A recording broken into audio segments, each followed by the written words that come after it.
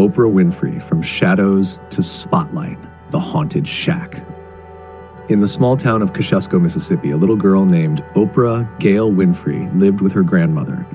She spent her early days running barefoot through cotton fields, unaware that life had already set a cruel stage for her. Their wooden shack, battered by weather and time, seemed to trap more than just cold winds. It trapped the weight of poverty and abandonment. Every night, as the firewood crackled low, Oprah would lie awake, listening to the distant howls of dogs, haunted by a sense of loneliness, too deep for a child to understand. But darkness wore many masks in Oprah's life. When she was 6, she was sent to live with her mother, Vernita, in Milwaukee. It wasn't the reunion she had hoped for. Her mother worked long hours as a maid, leaving Oprah alone with predators who lurked within the family. At just 9 years old, Oprah became a victim of unspeakable abuse, a secret she would carry like a heavy chain for years. Chapter 2. The Girl Who Spoke Too Much. Oprah's voice was both her salvation and her curse. In school, teachers were astounded by her eloquence. It was as if the words she spoke carried the weight of someone who had lived through multiple lifetimes. Her ability to tell stories earned her small moments of recognition, but it also made her a target. The girl who spoke too much, they said, mocking her aspirations of greatness. At 14, after enduring years of trauma, Oprah ran away from home, only to find herself in more trouble, pregnant and scared. The world around her seemed to scream, "You won't amount to anything." When her newborn son died shortly after birth, Oprah hit rock bottom. But from the depths of despair, she began to carve a path that would defy every prediction made about her future. Chapter 3.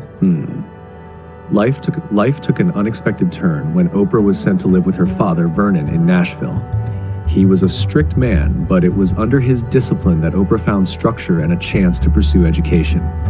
She thrived in debate clubs and earned scholarships, using every opportunity to refine the one gift no one could take from her, her voice. By the time she was 19, Oprah became the first African-American female anchor on a local news station in Nashville. It was a dream job, but the reality was far from glamorous. In a field dominated by white men, she struggled to fit in. She was once told her emotional delivery made her unfit for the job. But Oprah didn't quit. Every dismissal became fuel for her ambition. Chapter 4, The Turning Point. The real breakthrough came in Baltimore, where she was hired to co-host a morning show called People Are Talking. Here, Oprah's emotional connection with people, once seen as a flaw, became her greatest strength. She listened intently, cried with her guests, and made audiences feel as though they were part of every conversation. The show became a hit, and Oprah's reputation as a natural storyteller began to grow. Soon, Hollywood came calling. A struggling daytime talk show in Chicago named AM Chicago needed a new host. Oprah took the offer, and within months, her warmth and authenticity transformed the show into the #1 talk show in the city. It was renamed The Oprah Winfrey Show, and history was about to be made. Chapter 5, The Battle of the Ratings. Oprah's rise in Chicago caught the attention of television moguls, but it also put her in direct competition with the reigning king of daytime television, Phil Donahue. The media framed it as a David and Goliath story, but Oprah knew she had more than just a slingshot.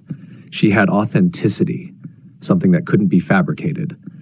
While Donahue focused on controversial topics, Oprah leaned into human stories, touching on issues that resonated deeply with her audience. Despite skepticism, Oprah's show not only held its own, but eventually overtook Donahue's in the ratings. Her ability to connect with people wasn't just a talent, it was a superpower. By the late 1980s, Oprah was not only a household name, but also a cultural force, redefining what daytime television could be. Chapter 6, The Color Purple and the Awakening. In 1985, Oprah made her film debut as Sophia in The Color Purple, a role that would change her life forever. The film, directed by Steven Spielberg and adapted from Alice Walker's novel, was not just a cinematic success, it was a personal revelation for Oprah. The role of Sophia, a strong yet broken woman, mirrored parts of Oprah's own life. It reminded her of the resilience that had carried her through abuse, poverty, and loss. Despite the film's success, Oprah faced backlash, particularly from the Black community, who criticized the portrayal of African American men in the movie. It was a painful lesson, but one that solidified Oprah's commitment to telling stories that mattered, even when it meant facing criticism.